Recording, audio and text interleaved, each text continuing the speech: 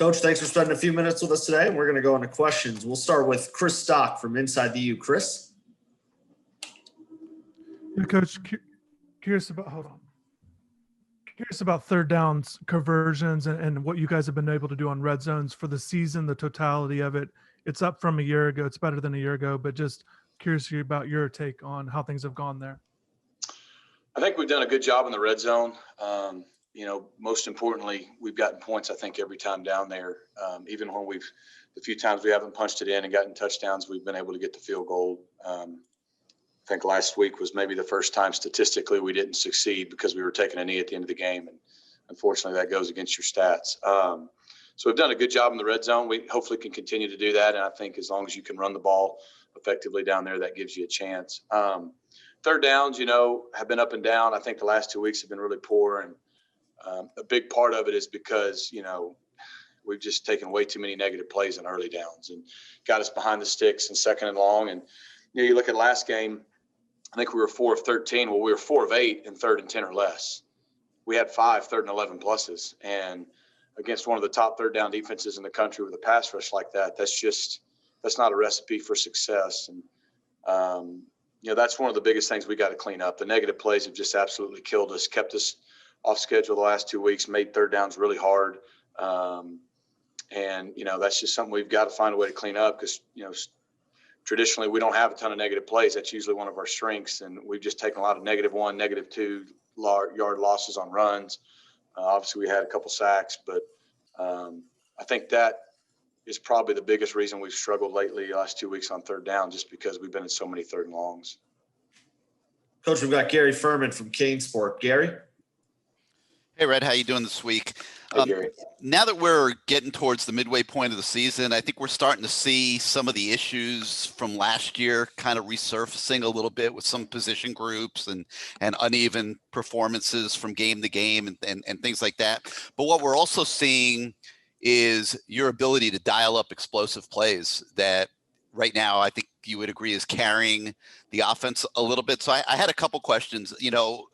What is the origin of that? Are these things that you're seeing in game planning during the week, or are they things that are evolving on game day that's allowing you to find those holes in the defense? How does it apply to this week's game against a Virginia team that just gave up 6 plays to Wake Forest last week of more than 30 yards, which I'm sure you're looking at that game tape, and I'm sure that makes you very happy to see. And then lastly, what's happened with the running game where, backs were having their way earlier in the season, and now back-to-back games, I think like Cam, for example, has gone from averaging 8 yards a carry to averaging just over 2 yards a carry, and that part of your game has really seemed to break down the last 2 weeks.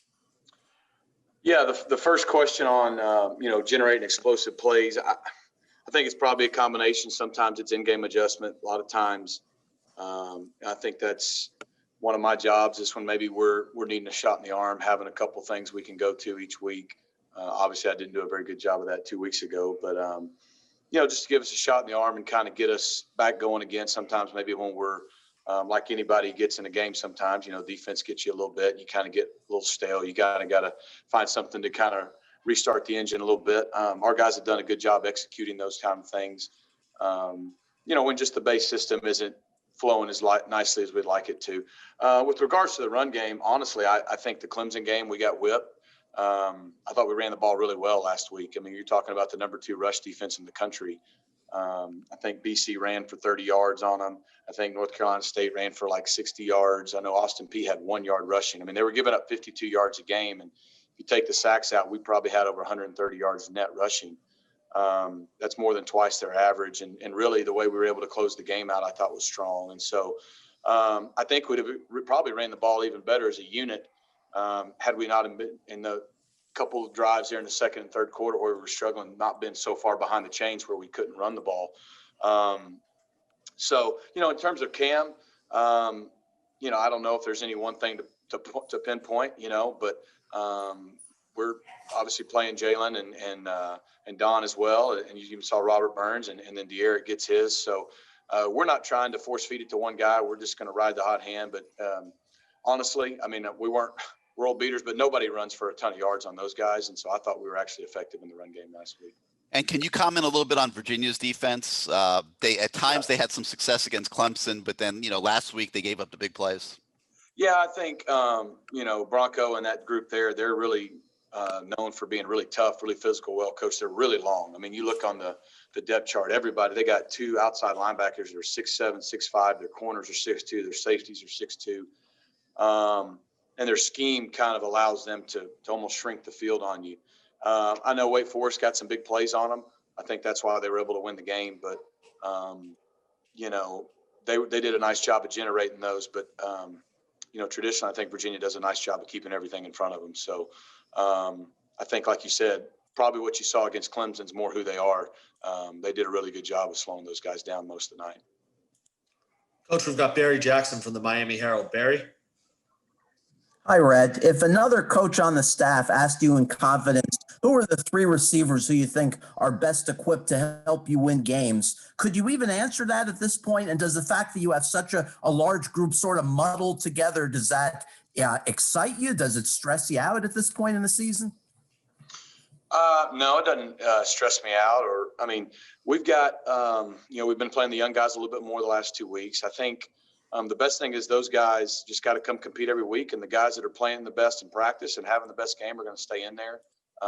Those guys have been working really hard the last 2 weeks, and I think, at times they've made some really nice plays. I thought Mark Pope had a nice game the other day, and it's still frustrating sometimes that, maybe you aren't seeing the fruits of the labor on the deeper throws. We were really close on a couple the other day, got a couple pass interferences, and, we just got to keep swinging, because eventually those things are going to start to connect. And when they do, I think you'll see that really opens things up for us offensively. But, we just got to keep continuing to get better each week, and can't get discouraged. You just got to keep swinging until you get a breakthrough. And, we got a lot of confidence that we're going to get there. Coach, we have Mike Barber from the Richmond Times-Dispatch. Mike, if you had a question for Coach Lashlee. Yeah. Hey, Coach, 2 quick ones on their defense, and you just hit on it, but their outside linebacker, particularly 11, Charles Snowden, not very productive playing to the boundary for a couple of weeks. They moved him more to the field this week. What did you see in that change, and how did that change them defensively? Well, it didn't really change them much, because number 7 is the other one, and they're both really long and really athletic. And so if they just switch 7 and 11, it doesn't change their scheme. And it may have had something to do with what Wake Forest was doing, or, in the world of COVID, you never know when you have guys in or out, and you got to make adjustments. So those guys, like you said, number 11, he's 6'7", I think, and 7's like 6'5". They're really long, really athletic. And the way they play them both in space in the passing game and in the run game, that length is tough. They also will go to a 4 down front, put both those guys at defensive end, and they can really rush the passer. So I think they do a really nice job of using those guys, and their length is very disruptive. And on those big plays that you were looking at, did that look like breakdowns defensively, or guys getting kind of out-athleted? I'll be honest with you. Wake made a couple nice throws and catches. They had a couple contested throws and catches, and really that's how Clemson got some big plays on them too. It's not like people were running wide open. I know number 3 for Clemson made 2 really nice contested touchdown catches down the field. Same thing with Wake into the boundary on some one-on-one throws. And so, that's what you got to do. A lot of times, rarely are you going to get guys just wide open. Every now and then a busted coverage happens, or you can scheme something up. But that's going to be the name of the game every week. When we can connect some contested throws and catches downfield, it really just opens everything else up for you. Thank you. Coach, we've got time for a few more. We're going to go to David Lake at 24/7. David? Coach, wanted to go off board a little bit, I guess, and ask you about Tyler Van Dyke, and just in general, how's he done with approaching this, redshirt season, understanding there is no redshirting this year, but just his approach and getting better during this year. I think he's done great. He's very attentive in all the things we're doing in meetings and walkthroughs. And, anytime I'm able to get him reps, he knows what to do. For a freshman, he's able to stay very focused. A lot of times freshmen hit a wall about halfway through the first season. They're getting bombarded with school and finals and tests, and just the game weeks kind of become long weeks, and it's the same thing over and over, and it's easy to kind of get tired mentally and get in a rut. And I haven't noticed that with him. I think he's been pretty locked in. He's very mature. And I think he also is very focused, knowing that if he gets an opportunity this year, he wants to be ready, but he also wants to soak everything up for when his time comes down the road in the future.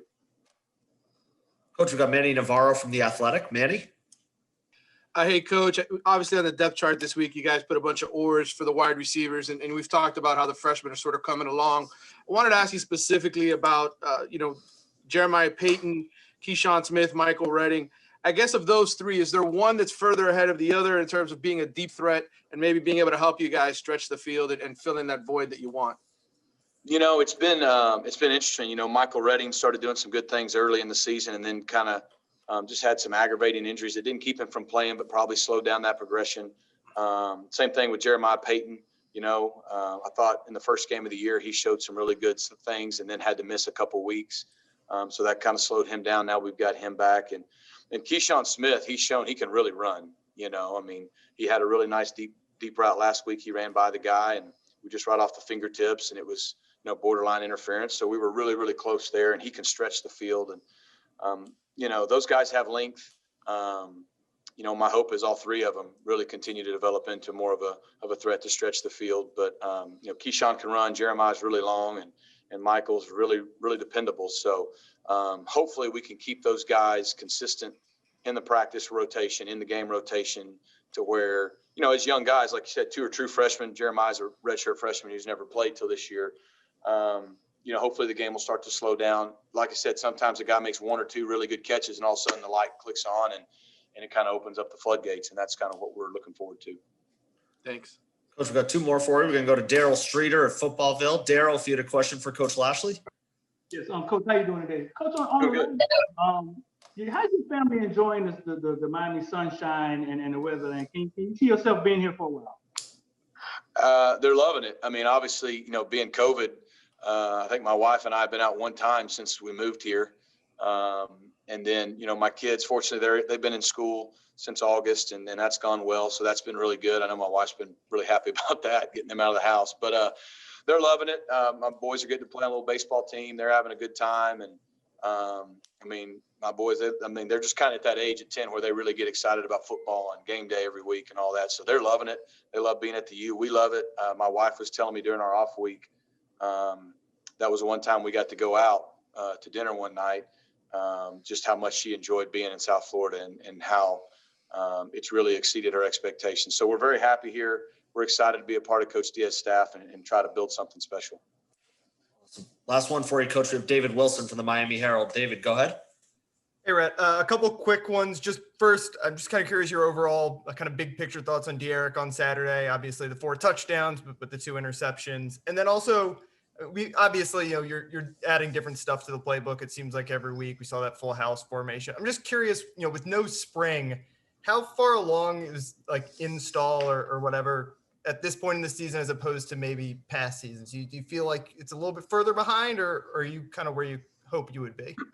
Yeah, with regards to D'Eriq, I thought D'Eriq played pretty well on Saturday. The first interception was a tip ball, and that's unfortunate. He had Mike Harley was going to be open on the outcut for a gain, and it gets tipped, and it was just kind of unfortunate. I tell you what goes unnoticed is the hustle of Mike Harley and Cam Harris and John Campbell and Ja'Kai Clark and D'Eriq to go get that tackle down at the 12, because what looked like a pick six, they get him tackled at the 12. Our defense, stiffens up and holds them to 3. That was big.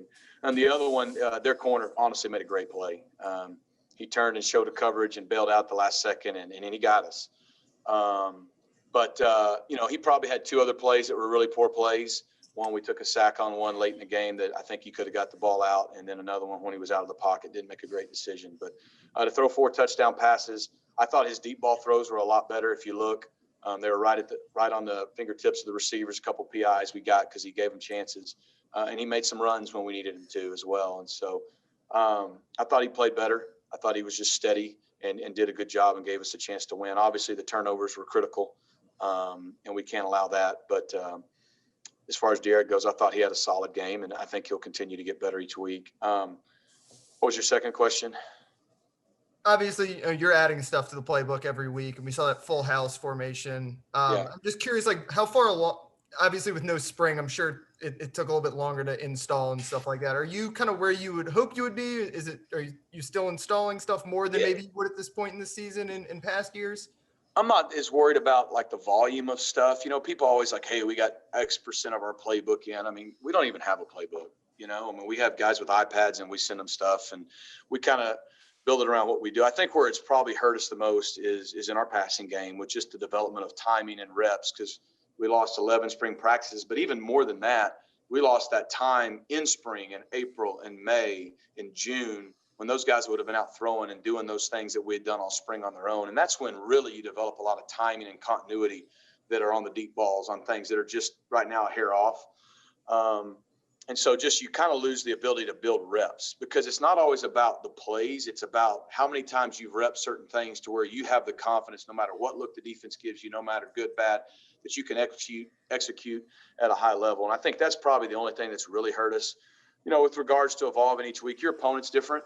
So that has something to do with it. Obviously, you know, we were without Brevin and without Jared last week. And so sometimes you try to do some things based on the personnel you're carrying into the game. And also we're learning about our guys each week, what we do well, what maybe we think we can be good at. So a little bit of that is just us evolving and trying to figure out what fits for our personnel. And, you know, 5 games in, we have a better idea. You know, it would be nice to kind of get to full strength soon and see how we do. But I think we got guys that are playing hard, and it's not about the volume of plays. It's just about the quality of how well we can execute them. That's probably the biggest thing I'm concerned with. Coach, thanks for spending a few minutes with us today. Good luck this week in practice. We appreciate it. Thanks, guys. Appreciate y'all.